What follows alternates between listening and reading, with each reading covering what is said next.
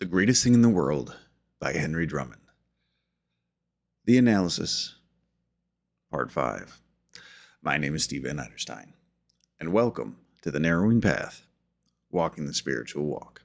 I am happy to welcome you to this next installment of the virtues that Henry Drummond talks about in the book and lecture, really, titled The Greatest Thing in the World. And I selected this reading because it was one that the founders of 12-Step Movements was reading. It was highly recommended to me by many people when I first found recovery from substances and alcohol. And also, it's been something that's helped reground me throughout my recovery and kind of give me a little bit of direction as we went through. So I'm looking forward to talking about this next installment. And I want to remind everybody, that this is about 1 Corinthians 13, which was Paul's letter to the Corinthians. And this is where Paul identified that love was greater than hope and faith. And then he breaks it down into the qualities of love. And this lecture is really about Drummond taking those qualities and transforming them into 9 virtues and principles, really summarizing them and then proposing them as to how to use them or why they're needed. And it's been a great read so far for me. I want to remind everybody that I am reading from this. This is an 1890s copy of Henry Drummond's addresses. This has the one of the original printings, one of the first printings, I should say, of this lecture titled "The Greatest Thing in the World." Now, at some point along the way, it has been revised, and many of you following along will be using the revised copy, and this one. So this one's actually a little bit different. I just wanted to make sure y'all were aware of that as we go into it. So this is actually the shortest reading I've ever done on this podcast. There is, in essence, it's really like two or three sentences, or very, very short. So which is interesting, right? Because this one, it's kind of almost symbolic, I guess, because this one is about humility. This is the 4th principle we'll be discussing. The first being patience, second being kindness, third being generosity, and now the 4th, which is humility. So again, this is a very short reading, and here we go. So this is the 4th principle that Henry Drummond identifies in the analysis in the book, The Greatest Thing in the World. So, here we go. Humility. Love hiding. Vaunteth not itself, is not puffed up. And the 5th ingredient is a somewhat strange one to find in this summum bonum. That's it. That's the whole thing. So, very, very short. Which, yeah, it's kind of interesting because humility is such a huge thing. It's such a big word. It's many people in institutions talk about humility, actually. So to just have one sentence about it, seemingly, really, one compound sentence, if you will, or 2 very short ones, seems to be doing it a disservice. But in the grand scheme of things, what we realize is this has already been referenced twice before. And I want to just reiterate right now, if you have a newer copy like this one, it's got a little bit more to it, okay? It is got some of the references from the other 2 principles where humility was actually referenced. And that's one thing I want to bring in, because it didn't need to talk about humility as much in this paragraph because it's so important. It's already been referenced twice in two other principles. And that's pretty substantial, actually, right? There's no other. Love is the common theme amongst these principles, right? And to be able to say, hey, actually, this principle is so important, it actually needs to be talked about in other principles as well. It's gives some depth to the actual practice here and gives some significance to this virtue and to this principle. So I wanted to reread the passages where it was referenced previously. It was first referenced in kindness, which it said, which is the second principle, by the way. Remember, one, patience, then kindness. And it said, after we have been kind, after love, after long waiting, sorry, my handwriting. So after love, after long waiting has gone out into action and done its beautiful work, we must exercise the third, actually the fourth, of these graces. Go back to the shade again and say nothing about it. Love vaunteth not itself, is not puffed up. Love vaunteth not. All right, so that's the first reference we got to it. And then the second one was from last week's reading in generosity, which was the third principle. And then having learned about that, which was that being to envy not, to be generous, you are to learn the further thing. So the thing beyond that principle. To go into the shade, to hide and not let your right hand know what your left hand has done. So that's some weighty stuff, right? So after a practice of kindness, go into the shade again, say nothing about it. After a practice of generosity, go into the shade to hide, right? And not let your right hand know what your left has been doing, right? To be exclaiming from the rooftops how generous you are, right? So I wanted to include these passages in this reading for humility today because it's so short, but it's not to do it proper justice up until this point is to really bring those other two passages into the conversation as well, right? So let's just go ahead and we'll get into it and we'll explore this a little bit more. So the first thing he says, I mean, like I said, there's not too much in this paragraph, but the first thing is humility, period. Love hiding, right? So Drummond, again, he's reasserting this theme. He's reasserting this theme of love is, or he takes the principle and then defines it in terms of love, right? So patience was love passive. Kindness was love active. Generosity, love in competition. And now we're on the fourth, which is humility, love hiding. Okay. I really love that he is keeping the theme with that. So because it gives us a little bit of a definition to work with. It gives us some context as to why it's applicable with love and what's that practice of love look like with this. And this is so love hiding. Okay, this is a principle that is the humility is a principle that is emphasized in every single religion, every single spiritual practice. Humility is one of the most emphasized principles that we need to practice. And it's done that way to keep the ego in check. Right? Humility is I was reading a book and it said humility was the mother of all other character qualities because without humility, we cannot genuinely practice the rest of virtue and principle. And to be honest with you, this book and the way it's being structured, and to be completely transparent, I don't remember if it has later references to humility in the other principles, but the fact that it's already been in two and then has its own principle significant is extremely significant. And it seems to be that that's that's the truth of this whole thing too, that humility is a necessary practice that needs to be combined with the other loving practices as well, right?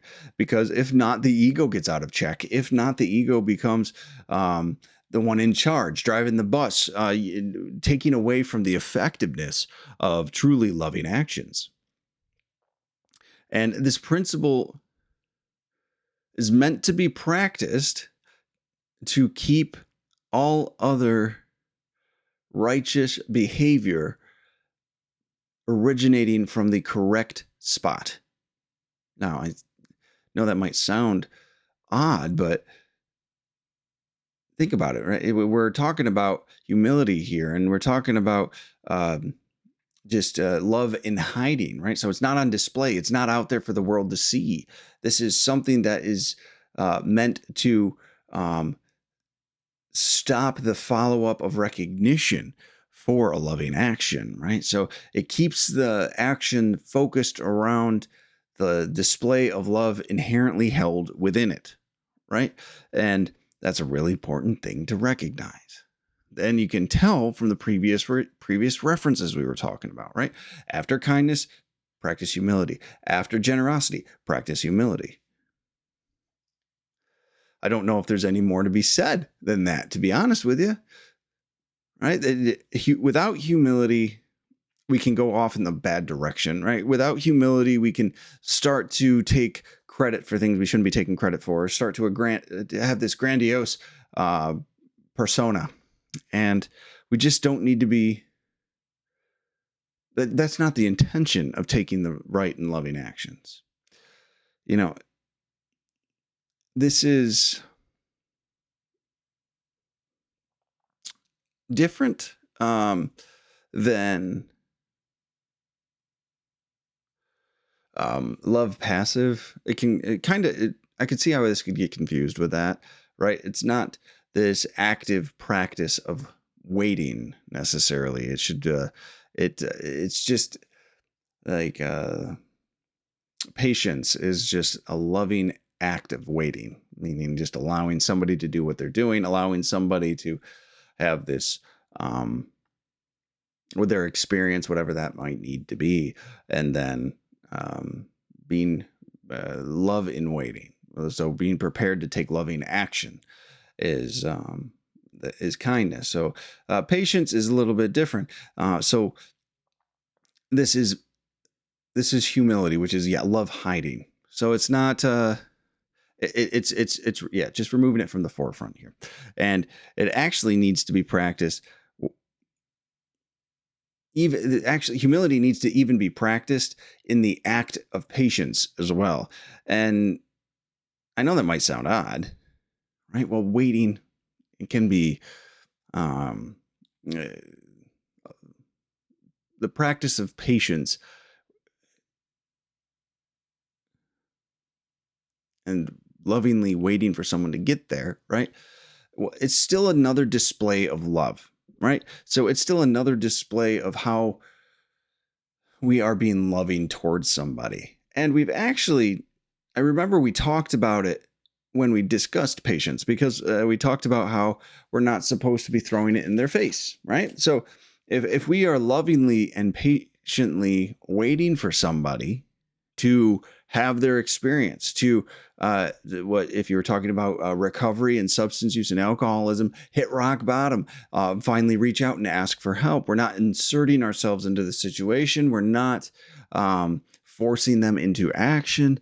We are allowing them the dignity of their own bottom, allowing them the dignity of their own path, and we are patient and we are lovingly waiting for an opportunity to practice loving action. Right. But this is really important. Have you ever had the experience where someone you finally reached out for help and someone said, it's about time? Doesn't feel good, does it? That's not very loving. Or it took you long enough to get here. Right. We've been waiting for you. And though it might be might be coming from a good place, right? It might be, there might be some genuine good intention behind it. But unknowingly, it's a lack of humility to say such a thing. It feels pretty crappy when someone reaches out for help and someone responds to them in a way that would make them realize that they've been being watched or judged, or even to the point of condemnation by another group of people. And while they've been going through, to many in these situations, what is the worst time of their lives. So when people are just smugly saying, took you long enough to get here, we got a chair waiting just for you, or it was it's about, have you hurt enough yet, right? Have you damaged enough yet? Like, that's not really welcoming. This is actually ego feeding. It's like, we expected you to show up. We knew this was going to happen. Look how smart we are. To have a true practice of humility would to be allow that person, when they ask for help, to just say, yes, we're here to help.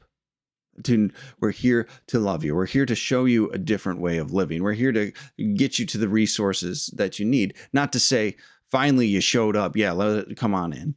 It doesn't, that just the way you say it, or when it comes out of your mouth, it just sounds degrading. Who would want that type of help when someone's already got an attitude about it, or someone feels justified or righteous in their patiently waiting, or validated in their judgments and expectations of your failure? No one wants to do that. No one wants to feel that. No one wants to have that be said to them when they're at a really painful and low place.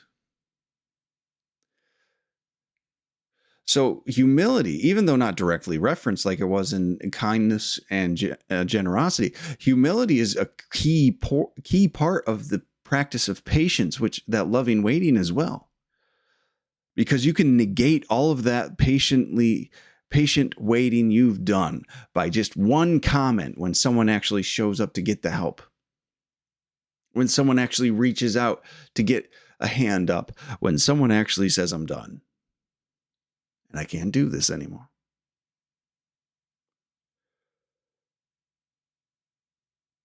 So this emphasizes how important of a practice this actually is. This love hiding. We're not putting the action on display. We're not putting the expression of love on display, whether it's patience, whether it's kindness, whether it's generosity, or whether it's any of the other ones that are going to come up later. Humility is integral to be practiced prior to and after said loving display or loving action.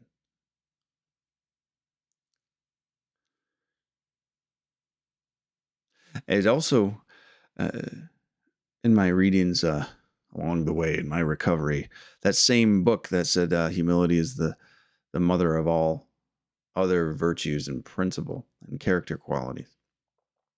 It also said humility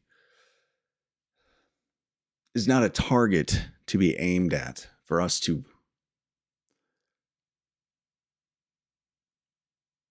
grab onto and say, hey, this is mine.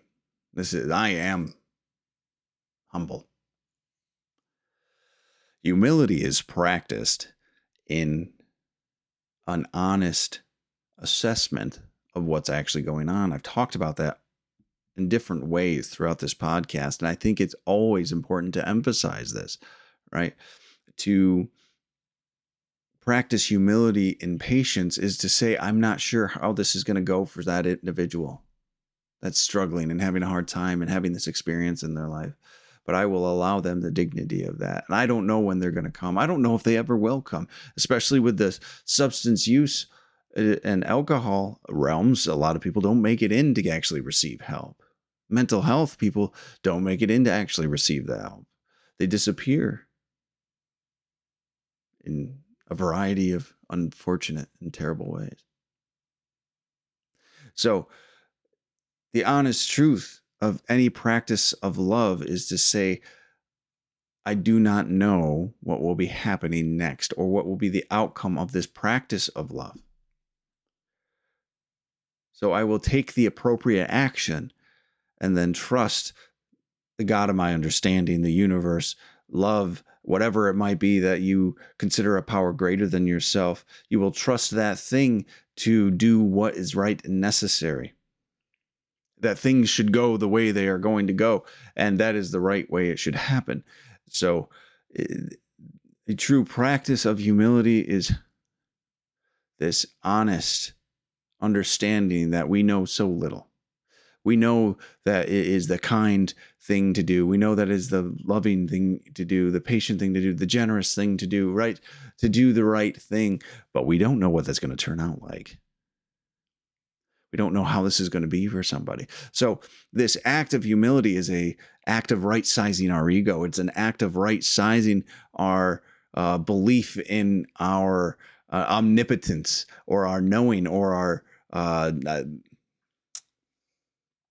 pride in our intellectual abilities, right? We get lost in that a lot. So this practice of humility is crucial. When you practice this passive love and we're waiting patiently, allowing someone this action, don't say anything about that time that's passed. Don't say anything about the patience that you've had. Don't say anything about the observations that you've made. Just invite them in. Do them the dignity to respect the fact that they've taken the action of asking for help. If you did a kind thing, if you took a loving action for somebody, right? Never mention it. That's what this principle is talking about. If you were generous and encouraging to someone or something or another entity that you were in competition with, never point it out. Never recognize your own acts of love to another human being. Never need that validation for them to recognize that you were being a loving person, that you were practicing love in any of these capacities. Because the act of practicing love in whatever manifestation that it occurs in your life, in those situations or those moments, is enough. We don't need the recognition for it. We don't need to have it pointed out. We don't need a plaque. We don't need a certificate. We don't need kudos, this encouragement, this pat on the back. I don't need your gold star. It's validation enough to just do the right thing because it's the right thing to do. Everything else is an ego trip. Everything else is ego driven. Everything else is a look at me. I'm selfish and I'm self-centered and I'm self-serving. This act of humility placed around the edges of every other loving action or loving display is what keeps us in line. And it allows the actual display of love to be more effective. The most effective display of love is the one that is never recognized. I believe that to be true.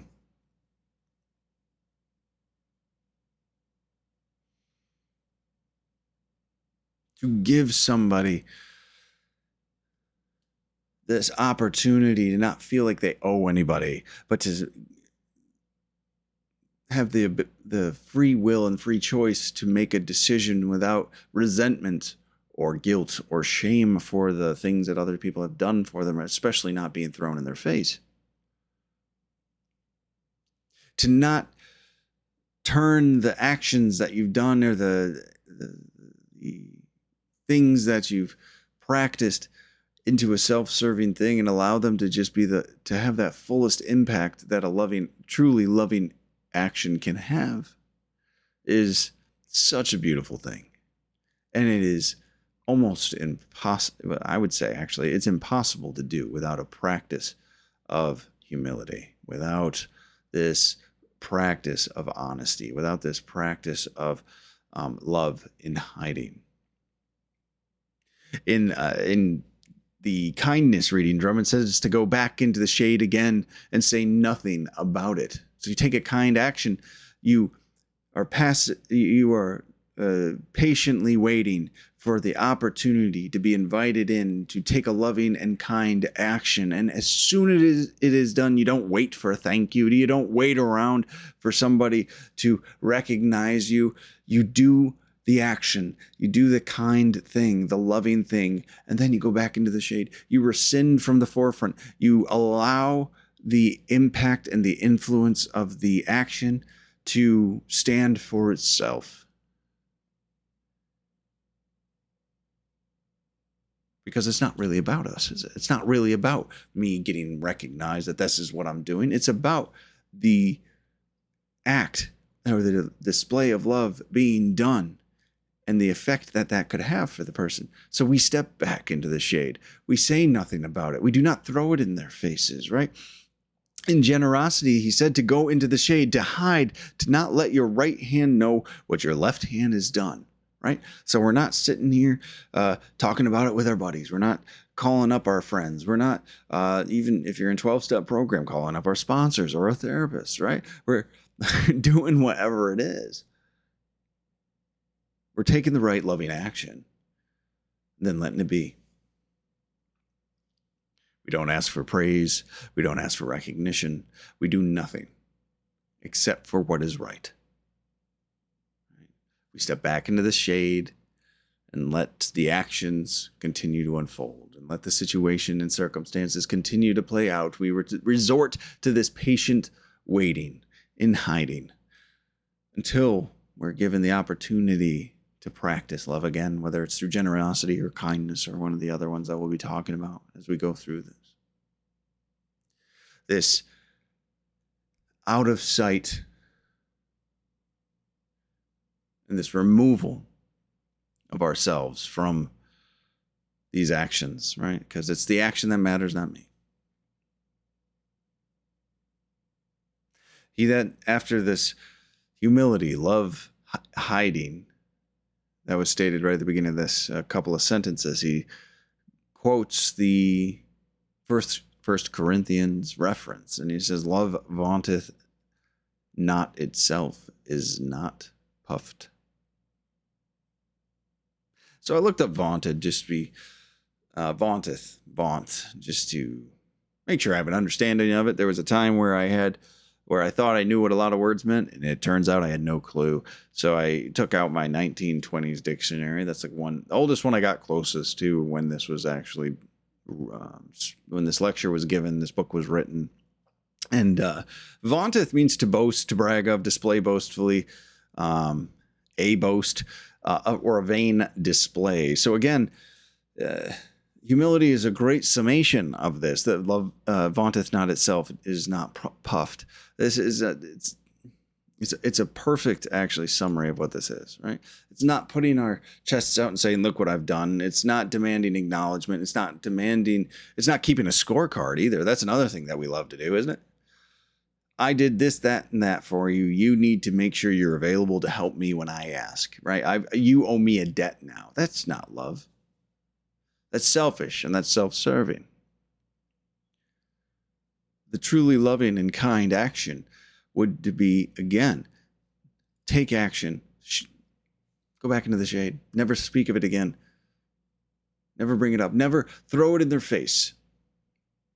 But that happens to so many. It's happened to me. Someone does something kind. Someone takes an action that was beneficial. It helped me significantly. And then they come later on and they say, "I helped you with this. You owe me for this now." It's this disheartening, disillusioning result. It takes away some hope in those moments, or some belief in humanity, some belief in goodness and righteousness, some belief in love and kindness. When someone tries to call to credit things that they did of their own free will, but you didn't know they were expecting to be paid back for. So it does not vaunteth. We do not use these things that we do. We do not use these displays of love, these practices of love, to feed our own ego. To say it in different words, we don't do these things to make ourselves feel good. Now, that might be a little controversial to some people, but I don't care. You don't take the right action because the side effect of the right action is going to make you feel good. You do not do that with that in mind, because it's selfishly you trying to get something out of it. I used to do that, and I was like, well, I'm doing the right thing because it makes me feel good inside. Well, then what the hell are you actually doing it for, right? You don't even care about the person you're trying to help. You're selfishly taking from the experience. You're actually robbing that person of a genuine experience of love because you're doing it to make yourself feel good. You take the right action for the right reason because it's the right thing to do, and then you leave it alone. You don't wait for the attaboy. You don't wait for that's a great job. Don't wait for the person to say thank you even. You don't get resentful when they don't. You keep moving. You keep moving forward. Then at the end of the day, you have some peace of mind. Then at the end of the day, you realize that my life is getting better. A side effect of practicing humility, a side effect of practicing love in all areas of our lives is our lives will inherently, our spiritual lives, our internal lives will inherently get better. Sometimes our outside physical lives do not, or they get better and then they get worse. You know, the material world is full of things, full of good experiences, bad experiences, of joys, of pains, of loves and losses. It's supposed to be. That's the nature of what it is. But to practice this genuine humility, this love hiding, well, as a side effect, give you this steadfast foundation and serenity of soul, peace of soul, that at the end of the day, most people are actually seeking. But it does not come from asking for it. It does not come for targeting it. It comes as a side effect of living a loving life. So,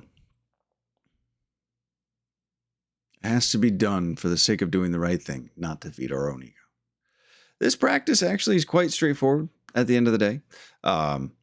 It's probably one of the most difficult things, though, for people to practice, right? Because we want, as human beings, to be recognized, to be included, to be standing out. At least many people, not everyone, I guess. But it's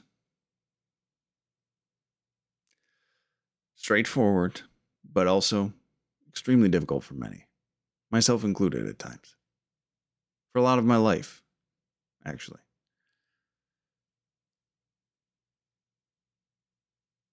I try to keep in mind these teachings to remain right-sized, to not look for the validation, to not look for